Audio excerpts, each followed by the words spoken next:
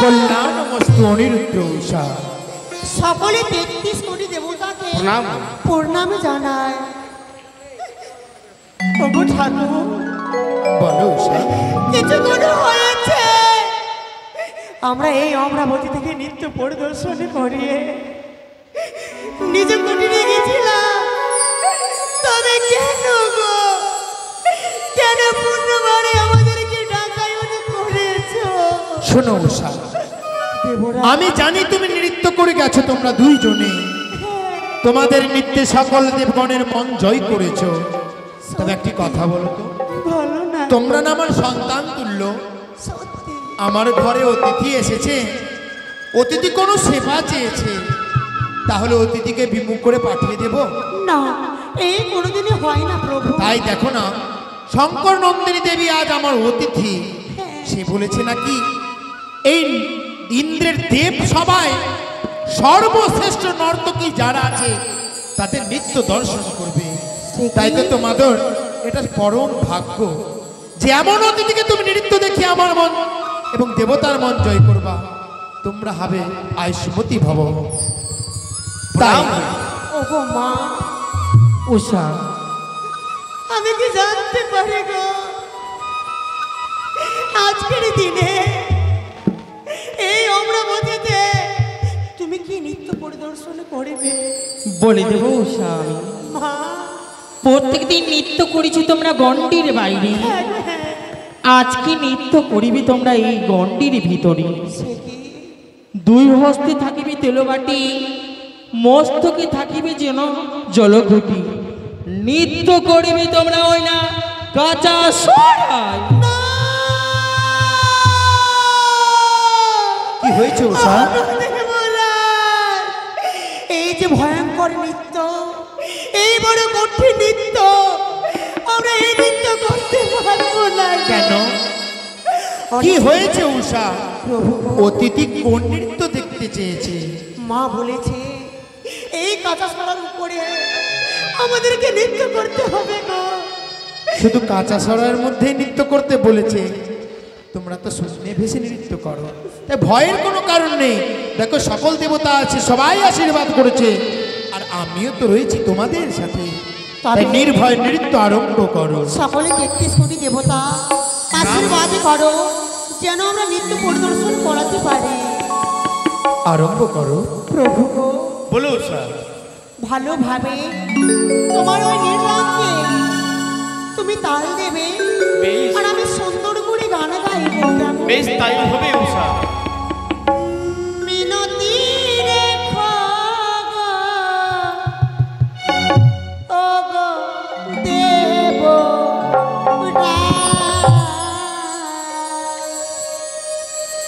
মিনতি রেখো গো, ও গো দেব মিনতি রেখো গো, ও গো দেব। সাধু সাধু,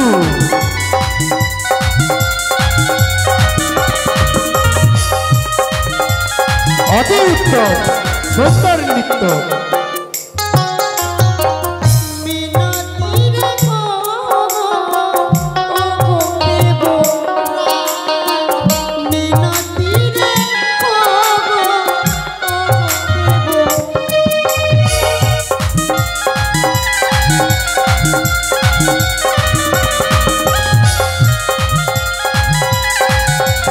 অপূর্ব সিংহাসনে বসে আছে ইন্দ্র মহারাজ।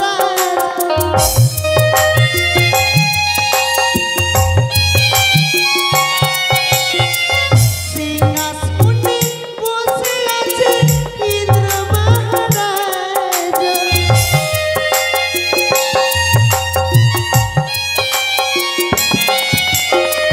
মিনতি রেখো সাধু সাধু, দেখি না এই তো আমি ওই নৃত্য উৎসর্গ করি আমার তাহলে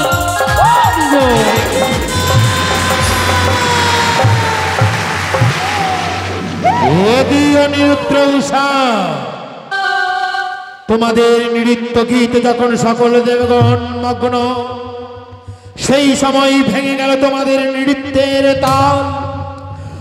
অনিরুদ্র উষা নৃত্যে হইল ব্যাঘাত, নৃত্যে ব্যাঘাত করে সকল দেবগণের সম্মুখে করেছ অপমান। অপমানের প্রতিশোধ হিসাবে দেব তোমাদের আমি চরম অভিশাপ। দেবরাজ ইন্দ্র, প্রভু, তাদেরকে এবারকার মতন ক্ষমা করে দাও।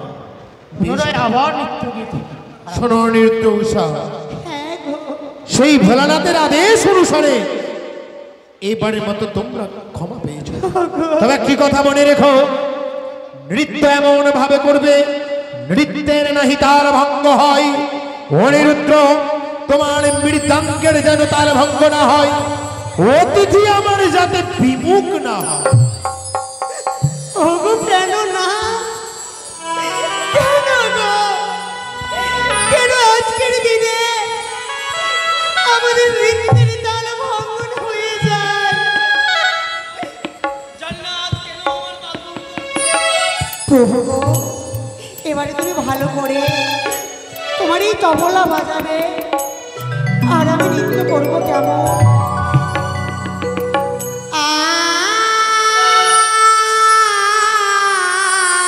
বাহ, বাহ, বাহ, বাহ, কি সুন্দর।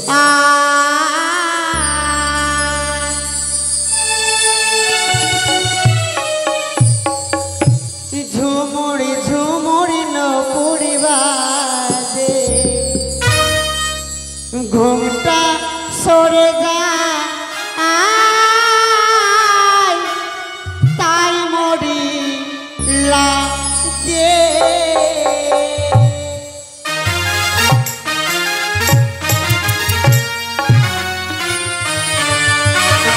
ঝুমুরি ঝুমুরি নপুরি বাজে, ঘুমটা সরে যায়, তাই মরি লাগে।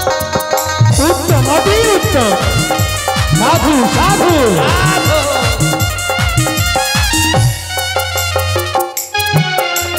সারে গামা পাড়াই সারি সারি সারে রে, সারে গামা পাড়াই সারি সারি সারে রে,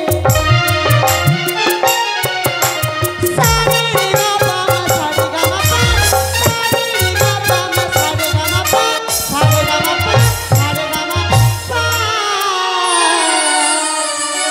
আখিতে মন বিজলি ধরে, চলো সাধু, সাধু। ঘরে ফিরে গো।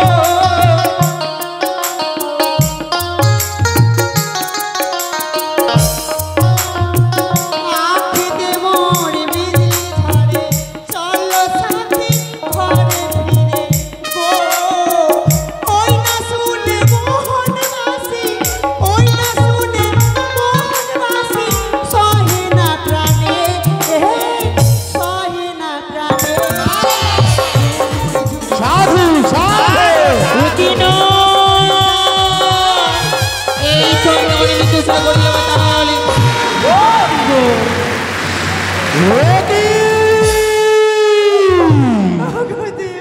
অপমান অপমান অপমান। নৃত্যে যখন সব থেকে গণের মন আনন্দ ভরে উঠেছিল, হঠাৎ করে ভেঙে গেল তোমাদের নৃত্যের তাল। নিঃশব্দ হয়ে গেল ইন্দ্রের দেবালয়, রুষ্ট হয়ে গেল সকল দেবগণ। বুঝতে পেরেছি অনিরুদ্র উষা, ওতে ভালোবাসার পরিণাম এটা। হয়েছে তোমাদের অহংকার, এই দেবলোকের নর্তকী বলে হয়েছে তোমাদের অহংকার। না, তোমরা রূপে যৌবনে সুন্দর বলে, তাই তো অহংকার পতনের মূল কারণ। অতিথির সামনে করেছ আমায় অপমান, নৃত্য গীতে ব্যাঘাত ঘটিয়ে দেবী সরস্বতীকে করেছ অপমান। তাই তো তোমাদেরকে দিচ্ছি আমি পরম অভিশাপ। ইন্দ্র মহারাজ,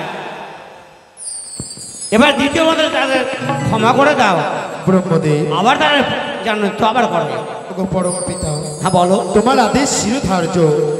যখন এইবারের মতন ক্ষমা করতে বলেছ তাহলে আমি ক্ষমা করে দিচ্ছি। ঠিক আছে।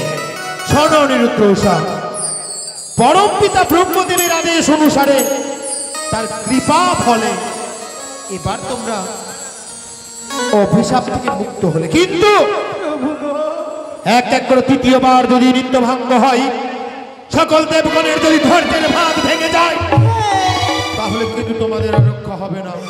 তাই শেষবারের মতন বুঝিয়ে বলি, ভালো করে নৃত্য করো অনিরুদ্ধ উষা। কেন গো প্রভু, কেন কেন আজকের দিনে আমাদের এমন করে নৃত্যের দল ভঙ্গর হয়ে যায় গো?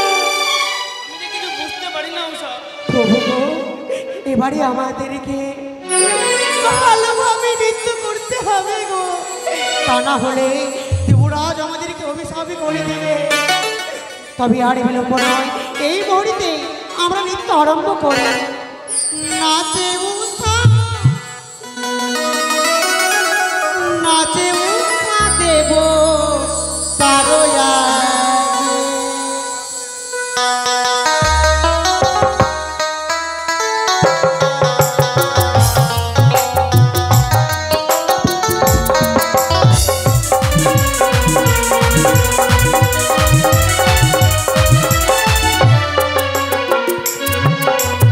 নাচে উষা, নাচে উষা দেব তারো আগে। নাচে উষা, নাচে উষা দেব তারো সাধু সাধু। এই তো আমি অনিরুদ্ধ উষা করলে এ কি? কি অপমান! দেবরাজ অপমান!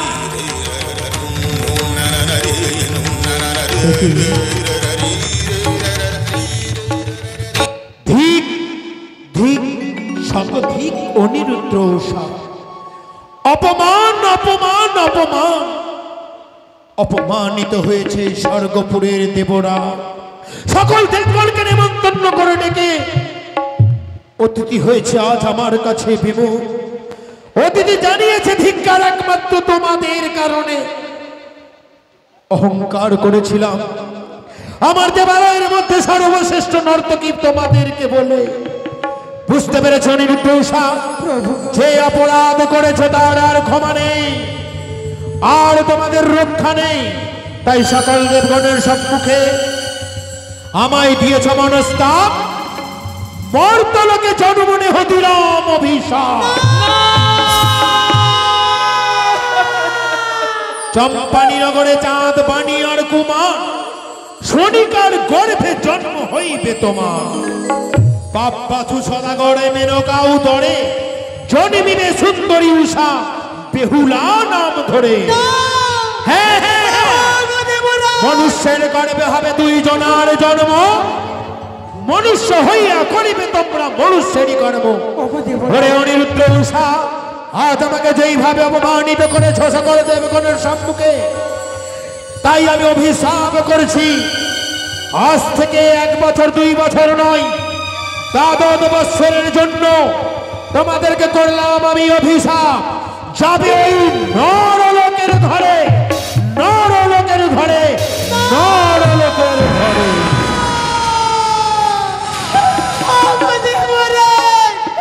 কিচ্ছুকে বলার জন্য আমাদেরকে অভিশাপ করে দিও না গো, তোমার অভিশাপ তুমি ফিরিয়ে না। ও কি ও গো দেব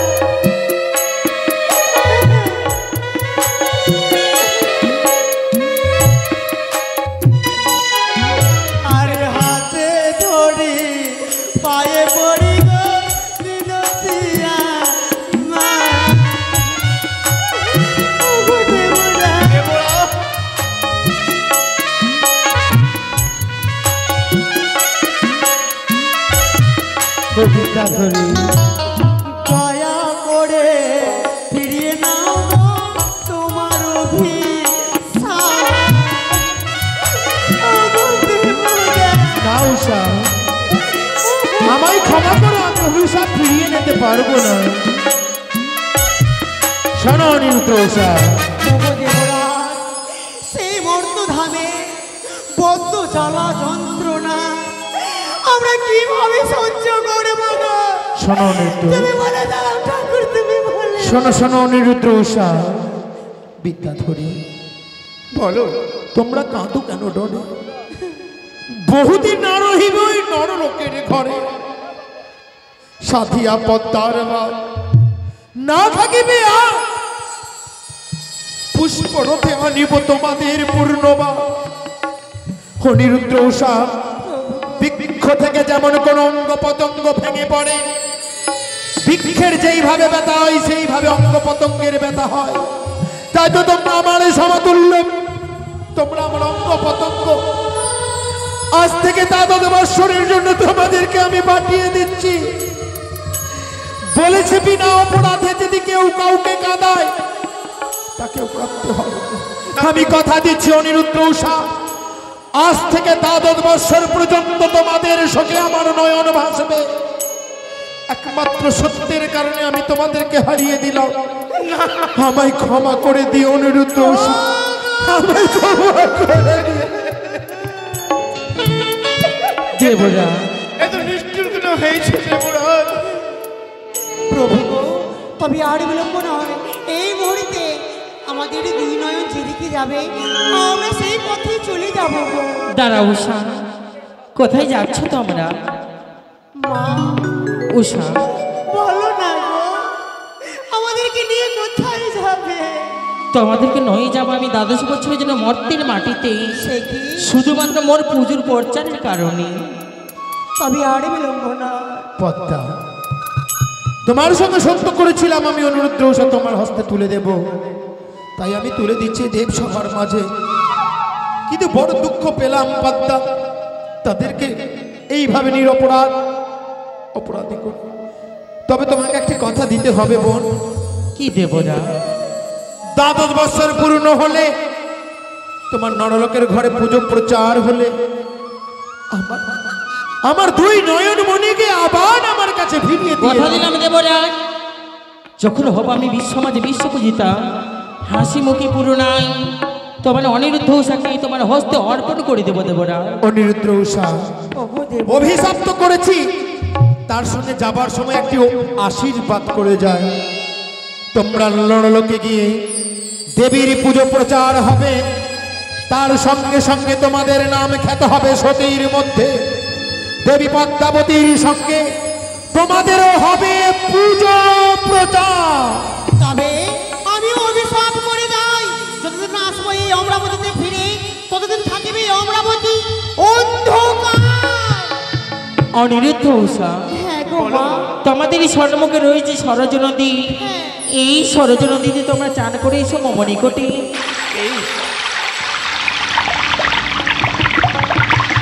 সাজিয়ে দিলাম অগ্নিকণ্ঠ, এই অগ্নিকণ্ঠতে এবার তোমরা ঝম্প দাও। সে কি না! ওগো মা, আমাদের এই সোনার মতো দেহ যোগিনী অগ্নিকুণ্ডে ঝম্প দিই মা, তাহলে পুরী ছাই হয়ে যাবে গো। তাই চাই আমি। প্রভু গো, বলো স্যার, আমাদের আর কোনো উপায় নাই গো, আমাদের আর কোনো উপায় নেই। চলো। এই মুহূর্তে আমাদের অগ্নিকুণ্ডে ঝম্প দিতে হবে। এই তাই চলো। জয় জয় মা উর্দিনা! ওই সৌদাগর হরণ করিয়াছে অনিরুদ্ধ উষা, নয় জন্ম দিব আমি দ্বাদশ বৎসর যেন মর্তের মাটিতে, অনিরুদ্ধকে মারিয়া জন্ম দিব আমি চম্পকনগরে সনকারী করবি, উষাকে মারিয়া জন্ম দিব উজানি নগরী মেনকার করবি। তবে তো মনে রেখো, দেখিব আমি তোমারই কীর্তি লীলা, আমিও হচ্ছি ছলনামণি মনসা, পুজোর কারণে ধরতে পারি আমি নানা মতন ছলনা। কোথায় হংসরা অষ্টনা নয়ে চলো আমার সিজুয়া ধামে, দেখিব আমি সৌদাগরের কীর্তি লীলা।